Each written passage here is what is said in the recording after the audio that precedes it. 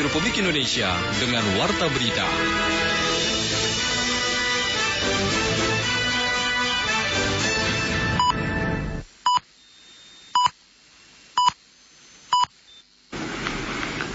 Tanda waktu tepat pukul 6 waktu Indonesia Barat.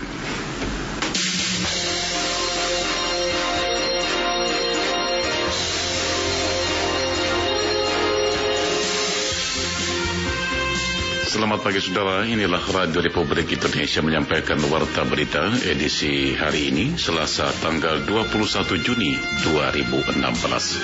Kami sampaikan sari berita utama.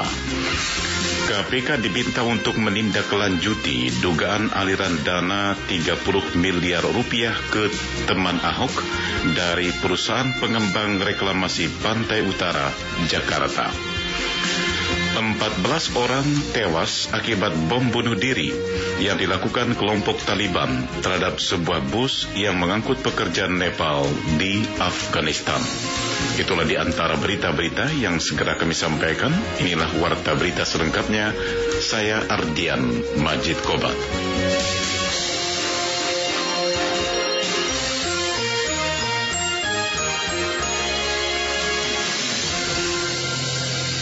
Kami mulai dengan berita yang pertama. Saudara Komisi Pemberantasan Korupsi KPK diminta untuk menindaklanjuti dugaan aliran dana 30 miliar rupiah ke teman Ahok dari perusahaan pengembang reklamasi di Pantai Utara, Jakarta. Hal itu disampaikan anggota Komisi 3 DPR RI dari fraksi Partai Demokrasi Indonesia Perjuangan, Junirat Girsang. Laporan selengkapnya disampaikan reporter Rahmat Zan. Politikus PDI Perjuangan Junimat Girsang meminta Komisi Pemberantasan Korupsi KPK menindaklanjuti dugaan aliran dana 30 miliar rupiah ke teman Ahok dari perusahaan pengembang reklamasi di Pantai Utara, Jakarta. Junimat menyatakan seluruh pihak sepatutnya juga menyerahkan sepenuhnya persoalan ini pada KPK tanpa lebih dulu memberikan pernyataan pembelaan. Apalagi Junimat mengklaim Wakil Ketua KPK Laude Muhammad Syarif telah membenarkan mengetahui informasi tersebut dan tengah melakukan penyelidikan. Selain itu, kata Junimat, Wakil Ketua KPK lainnya Basaria Panjaitan mengungkapkan telah memeriksa beberapa orang terkait aliran dana itu. Maka KPK wajib untuk menindaklanjuti kasus dari Raker. Itu gitu sebenarnya. Yang perlu saya sampaikan, saya tidak pernah mengatakan Ahok, tetapi teman Ahok. Ini harus dikritisi, ini harus ditelusuri. Ahok harus dikawal. Saya bilang KPK tentu lebih mempunyai bukti tentang ini. Ya, kalau Rahman Syarif sudah mengatakan bahwa mereka juga sudah mengetahui dan sedang melakukan lidik. Ya kita tunggu saja. Ya, Ibu Basarnya juga mengatakan, ya konon sudah memeriksa beberapa orang terkait dengan dugaan aliran dana ini. Kita tunggu saja. Ya, tidak ada yang perlu diperdebatkan, tidak ada yang perlu merasa kebakaran jenggot, tidak perlu membela diri. Kita tunggu KPK bergerak. Ya, kita tunggu KPK bisa menyimpulkan apakah memang ada aliran itu atau tidak. Itu saja saya kira. Relawan teman Ahok membantah seluruh tudingan yang menyebutkan adanya aliran uang sebesar 30 miliar rupiah dari pengembang proyek reklamasi. Uang itu dituduhkan digunakan untuk kegiatan operasional mengumpulkan KTP dukungan untuk Ahok. Juru bicara teman Ahok, Amalia Ayuning Tias, menjelaskan, sumber utama pendanaan relawan teman Ahok berasal dari penjualan merchandise bertemakan teman Ahok. Hingga saat ini omset penjualan kaos, topi, dan lainnya tersebut mencapai 5 miliar rupiah. Selain melalui merchandise, pendanaan juga berasal dari donasi yang hanya dapat disalurkan saat kegiatan Ahok Fair. Sementara itu, anggota Komisi 3 DPR RI Arsul Sani mengatakan bukan tugas Junimat Girsang untuk membuktikan perihal kebenaran dokumen dugaan aliran dana 30 miliar rupiah yang diisukan telah diberikan kepada teman Ahok. Junimat Girsang sebagai anggota Dewan hanya mendapatkan informasi dan melaporkannya ke Komisi Pemberantasan Korupsi KPK sebagai pihak yang dianggap lebih berwenang untuk mengusut kasus tersebut. Menurut Arsul Sani, tugas untuk membuktikan itu adalah tugas KPK, bukan tugas anggota DPR. Terkait sikap Junimat Girsang yang menyampaikan informasi tersebut pada pada forum rapat kerja di ruang rapat Komisi 3 dianggapnya bukan hal yang perlu disoalkan. Adapun mengenai bantahan dari pihak-pihak terkait tentang dugaan aliran dana tersebut, menurutnya juga tidak perlu dianggap masalah sebab informasi yang dilontarkan Junimat Girsang bisa menjadi pintu masuk untuk penyelidikan lebih lanjut oleh KPK, termasuk jika dugaan tersebut justru menggiring pada penemuan kasus lain.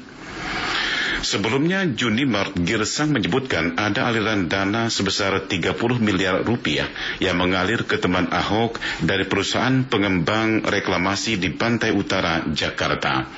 Pernyataan tersebut disampaikan Junimat Girsang dalam rapat kerja Komisi 3 dan Komisi Pemberantasan Korupsi KPK di ruang rapat Komisi 3 tanggal 15 Juni lalu.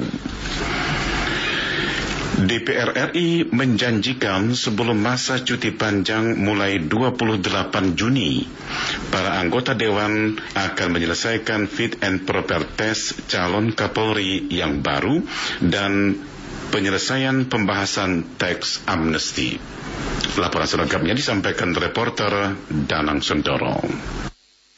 Dewan Perwakilan Rakyat Republik Indonesia DPR RI masih memiliki pekerjaan rumah yang segera ditunggu masyarakat luas sebelum masa cuti 28 Juni 2016. Dua PR besar tersebut yakni penyelesaian persiapan uji kepatutan dan kelayakan atau fit and proper test yang akan dijalani calon tunggal Kapolri, Komjen Pol Tito Karnavian, dan proses pembahasan RUU pengampunan pajak atau teks amnesti.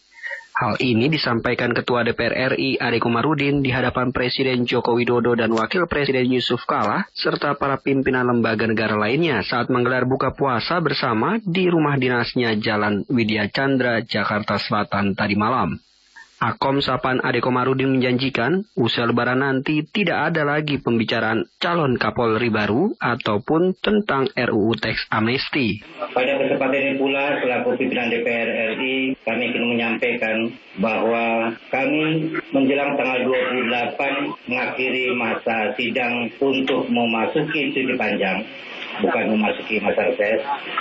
Insyaallah kami bisa menyelesaikan undang-undang teks amnesti 1-2 hari ini, insyaallah 7 pasal lagi yang tersisa bisa dirampungkan oleh panitia kerja, dan insyaallah sebelum tanggal 28 atau tanggal 28 batas akhir dari masa kerja sekarang ini sebelum cuti panjang 2 minggu kita akan bisa mengambil keputusan dalam sidang paripurna. Kemudian tadi juga kami mengumumkan secara resmi dalam sidang paripurna calon Kapolri baru menggantikan Pak Jenderal Badrodin Haiti. Kita akan tugaskan Komisi 3 dan segera dalam minggu ini, mulai esok hari, Rebo, dan seterusnya kita akan memproses bahasanya seperti bahasa Pak JK waktu tahun 2004, lebih cepat lebih bagus.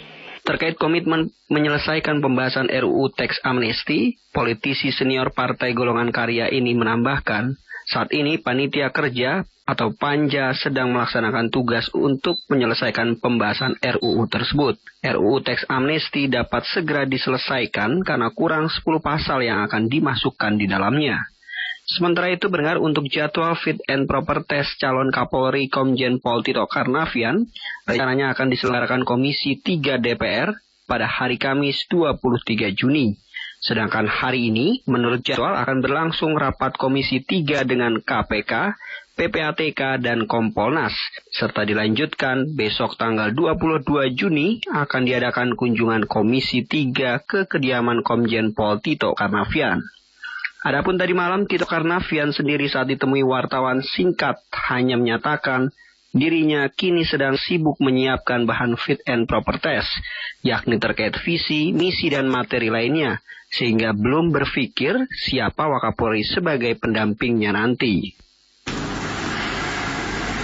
Jelang Idul Fitri 1437 Hijriah tahun 2016, jumlah warga negara Indonesia yang membuat paspor di KBRI Kuala Lumpur mengalami peningkatan hingga 2 kali lipat. Laporan ini disampaikan Agrani Sihombing dari Kuala Lumpur, Malaysia. Jumlah warga negara Indonesia (WNI) di Malaysia yang membuat dan memperpanjang izin paspor mengalami peningkatan yang cukup besar. Hal ini juga menyebabkan pihak Kedutaan Besar Republik Indonesia (KBRI) di Kuala Lumpur sedikit kesulitan menghadapi tingginya permintaan tersebut, sehingga menambah personil bantuan dari Jakarta sebanyak 10 orang yang disiagakan hingga 1 Juli mendatang. Duta Besar RI untuk Malaysia, Herman Prayitno, kepada RRI mengatakan peningkatan jumlah warga negara Indonesia yang membuat paspor sebanyak 2 kali lipat dari hari biasa, sekitar 400 menjadi 800 hingga 900 per harinya. Hal ini juga diakuinya berdampak pada lamanya izin pengurusan yang tadinya sekitar 2 minggu menjadi 3 minggu hingga 1 bulan. Peningkatan terus terjadi apalagi jelang Lebaran Idul Fitri. Pihaknya meminta bantuan dari Jakarta menambah personil yang dikhususkan untuk membantu pengerjaan paspor warga negara Indonesia tersebut sehingga penyelesaian paspor dapat dilakukan dalam 1 minggu. Biasanya kalau lebaran ini yang pulang kan banyak, itu membludak ya. Yang biasanya paspor itu melayani 400 orang per hari, sekarang itu 800 orang per hari. Ya, 800, kadang 900, dan dengan perubahan sistem SINKIM ya, dengan sistem yang baru, maka paspor itu tidak bisa sekali jadi minimal 2 kali datang. Kalau normal sih 3-4 hari, tapi kalau penuh gitu kemampuannya kita kan 400, tapi kalau yang datang 800 sehingga antriannya panjang, waktu penuhnya itu sampai 1 bulan lah. Dan sehingga saya minta bantuan dari Jakarta 10 orang kira-kira, sekarang sudah menyusut lagi sehingga sekarang tinggal 1 minggu lah. Herman menambahkan jumlah tenaga kerja Indonesia di Malaysia hingga saat ini masih cukup tinggi, sekitar 2,5 juta hingga 3 juta orang. Dari jumlah itu, setengah diprediksi masih ilegal atau sekitar 1,5 juta. Kondisi ini juga yang menyebabkan tingginya jumlah warga negara Indonesia yang membuat paspor mereka di KBRI Kuala Lumpur.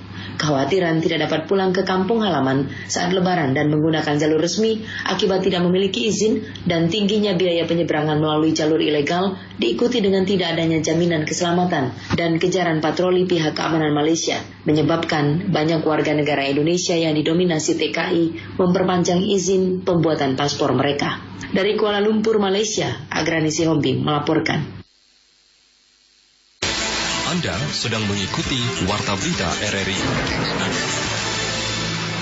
Saudara, kita beralih ke berita lainnya. Pemerintah pusat telah menginstruksikan Dinas Pertanian Provinsi Jawa Tengah dan Daerah Istimewa Yogyakarta agar mendata lahan sawah petani yang terendam air akibat bencana banjir yang melanda 2 wilayah tersebut beberapa hari terakhir.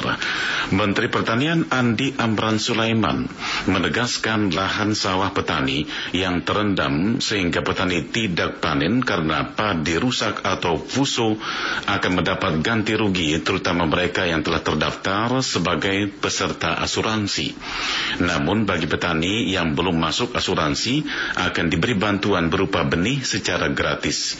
Penegasan Menteri Pertanian Andi Amran Sulaiman tersebut disampaikan kepada Radio Republik Indonesia usai berbuka puasa bersama pimpinan redaksi media massa nasional tadi malam di Jakarta. Kabupaten se-Indonesia 540. Terus untuk Jawa Tengah 6 kabupaten kami minta semua yang sudah asuransi proses secepatnya. Kalau bisa 1 minggu sudah keluar. Yang puso ya. Untuk pertanian kami minta ganti benih. Kemudian yang sudah masuk asuransi langsung dibayar. Kalau yang belum kami beri benih gratis. Menteri Pertanian Andi Amran Sulaiman juga menandaskan jumlah lahan sawah yang terendam pada 2 daerah tersebut tidak berpengaruh terhadap produksi dan persediaan beras secara nasional. Sedangkan dana asuransi diberikan jumlahnya bervariasi, yakni 6 juta rupiah per hektar bagi sawah petani yang benar-benar fuso dengan premi asuransi Rp30.000. Namun yang belum menjadi peserta asuransi diberikan benih atau bibit untuk ditanam kembali secara gratis. Pengiriman bantuan untuk para korban bencana tanah longsor di Desa Gumelem, Kulon, Banjarnegara saat ini masih terkendala menuju ke lokasi bencana yang menewaskan 6 warga setempat. Kita simak laporan reporter Joko Winarno. Pasca Pasca terjadinya bencana tanah longsor di Desa Gumelem Kulon, Kecamatan Susukan, Kabupaten Banjarnegara, hingga saat ini pengiriman bantuan logistik ke lokasi bencana, yakni di Dusun Wanarata dan Dusun Wudu, masih terkendala karena medan yang sangat berat. Ketua PMI Cabang Banjarnegara Setiawan mengatakan, medan yang sangat berat menjadi kendala tersendiri dalam melakukan pengiriman bantuan ke korban selamat di 2 dusun tersebut. Sebab lokasi kejadian tanah longsor yang jauh dari posko, yakni di atas bukit yang hanya dapat dilalui dengan berjalan kaki. Untuk sampai di lokasi, relawan harus berjalan kaki dengan waktu tempuh kurang lebih 2 jam perjalanan. Hal ini menjadi kendala tersendiri dalam melakukan pengiriman bantuan, baik bantuan makanan maupun bantuan lainnya, seperti perlengkapan rumah tangga, pakaian, dan selimut. Nah, ini yang jadi kendala karena lokasi antara posko dengan TKP itu memang cukup jauh gitu, sehingga tidak memungkinkan. Kami sudah koordinasi dengan pihak desa tadi bahwa kemungkinan desa yang akan drop, tapi kita sudah packing lebih dulu sehingga warga masyarakat dari desa yang di TKP itu yang nanti ke bawah terus membawa makanya ke atas. Yang sementara yang baru bisa kita lakukan itu karena jalan masih terputus. Sementara itu bantuan untuk korban bencana tanah longsor di Desa Gumelem Kulon juga terus berdatangan. Namun karena terkendala distribusi, hingga saat ini bantuan masih menumpuk di posko, baik di posko PMI maupun di posko BPBD yang berada di balai desa setempat. Gubernur Daerah Istimewa Yogyakarta Sultan Hamengkubuwono ke-10 mengingatkan perlunya pemetaan ulang lokasi rawan bencana di seluruh wilayah Yogyakarta. Laporan selengkapnya disampaikan Wuri Damaryanti Suparjo.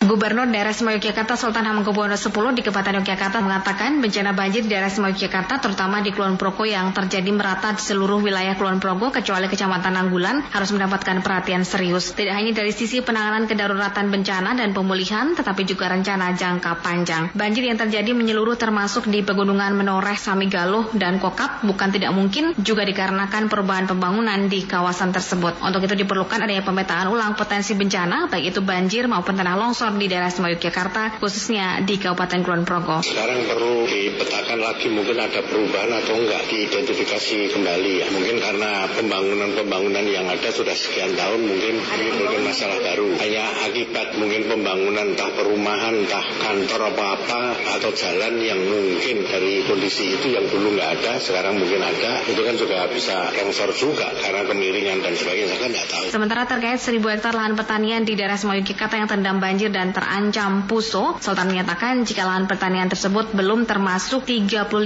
lahan pertanian berkelanjutan di Daerah Istimewa Yogyakarta yang sudah diasuransikan, pemerintah kabupaten selayaknya memberikan insentif kepada warga.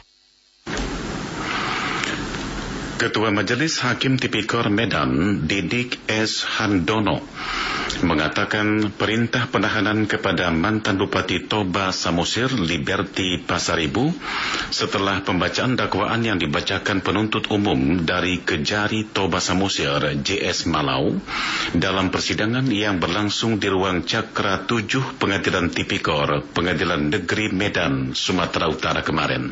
Kita simak laporan reporter Rahmi Siregar. Mantan Bupati Toba Liberty Pasaribu menjalani sidang dakwaan oleh jaksa penuntut dalam persidangan yang berlangsung di ruang Cakra 7 Pengadilan Tipikor pada Pengadilan Negeri Medan kemarin. Liberty Pasaribu terjerat kasus dugaan korupsi peminjaman kas APBD tahun 2006 sebesar 3 miliar rupiah. Ia didakwa dengan pasal 2 subsidiar, pasal 3 junto pasal 18 Undang-Undang Nomor 31 tahun 1999 tentang pemberantasan tindak pidana korupsi sebagaimana diubah dan ditambah dengan Undang-Undang Nomor 20 Tahun 2001 junto pasal 65 junto pasal 55 ayat 1 ke 1 Kitab Undang-Undang Hukum Pidana. Setelah pembacaan dakwaan yang disampaikan penuntut umum dari Kejari Toba Samosir JS Malau, Ketua Majelis Hakim Tipikor Medan Didik S. Handoko langsung mengeluarkan perintah penahanan kepada mantan Bupati Toba Samosir. Menanggapi perintah hakim itu, jaksa penuntut umum JS Malau menyebutkan menyebutkan selaku eksekutor pihaknya akan segera melaksanakan perintah penetapan dari Ketua Majelis Hakim tersebut. Malau mengaku sebelum terdakwa selama proses penyidikan dan penuntutan, Liberty tidak pernah ditahan dengan alasan terdakwa kooperatif dan menderita sakit jantung. Namun Majelis Hakim memiliki alasan lain untuk mempermudah proses pemeriksaan di persidangan sehingga terdakwa diperintahkan untuk ditahan, apalagi kondisi kesehatannya juga sudah mulai baik. Pinjaman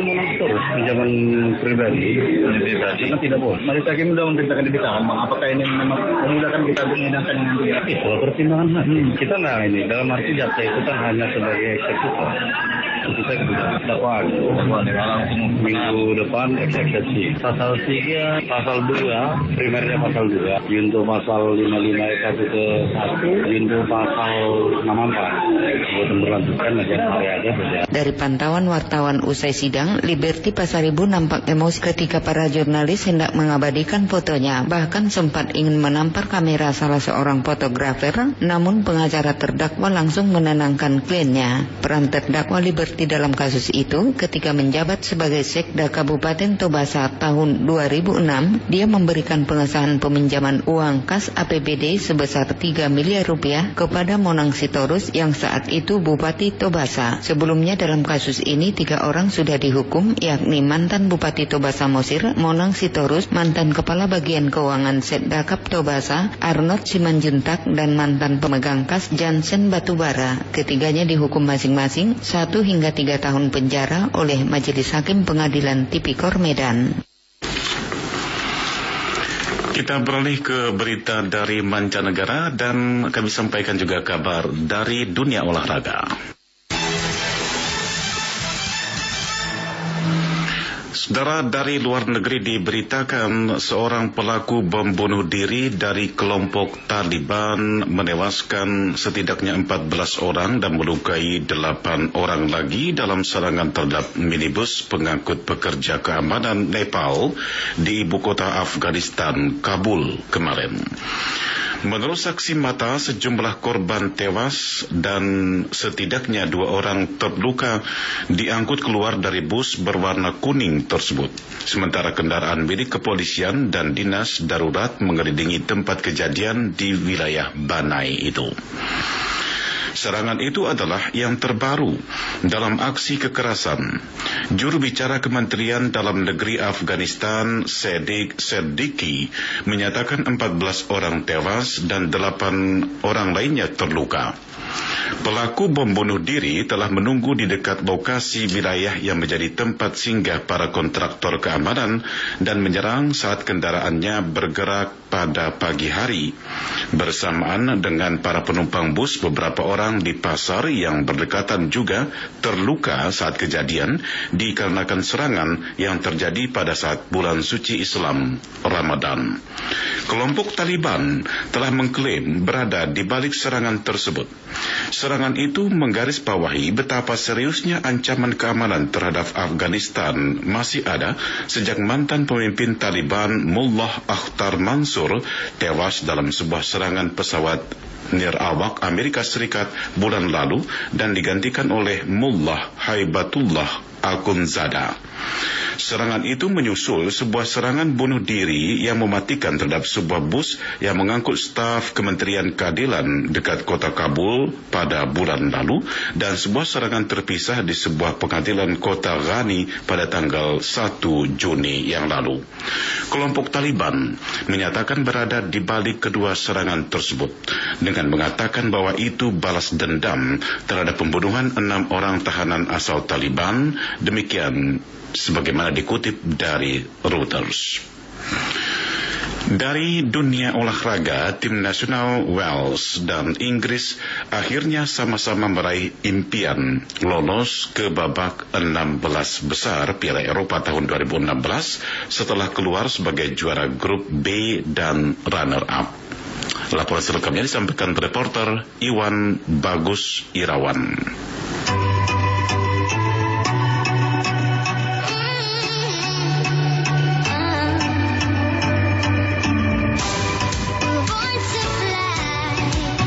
Pelatih Pelatih Roy Hodgson akhirnya bernapas lega setelah berkesudahan imbang tanpa gol 0-0 dengan Slovakia dalam laga penyisian terakhir grup B yang berlangsung di Saint-Étienne, Prancis. Sebelumnya Roy Hodgson ketar-ketir setelah Rusia dikalahkan Slovakia 1-2 dan bermain imbang 1-1 dengan Rusia. Laga yang dipimpin Roy Hodgson lebih mendominasi peluang gol, sedangkan kubu lawannya hanya mampu sekali. Namun dalam laga yang dipimpin wasit asal Spanyol Carlos Velasco ini mengeluarkan 2 kartu kuning, 1 untuk pemain Slovakia Victor dan 1 kartu kuning untuk pemain Ryan Bertrand asal Inggris. Dengan hasil imbang itu, Wayne Rooney dan kawan-kawan menempati posisi runner-up, sedangkan Wales di bangku terdepan setelah menang sempurna 3-0 atas Rusia. 3 gol Wales itu dipersembahkan Aaron, Neil, dan Gareth Bale yang memperkuat klub Manchester United sekaligus pemegang pemain termahal. Sementara untuk jadwal grup C akan mempertemukan Irlandia melawan Jerman dan Ukraina berjumpa Polandia. Sementara itu dari sepak bola dalam negeri, Madura United menahan hasil imbang tim Bali United 0-0 pada laga lanjutan Indonesian Super Champion di Stadion Gelora Delta Sidoarjo tadi malam. Dan Bagi Sirawan melaporkan.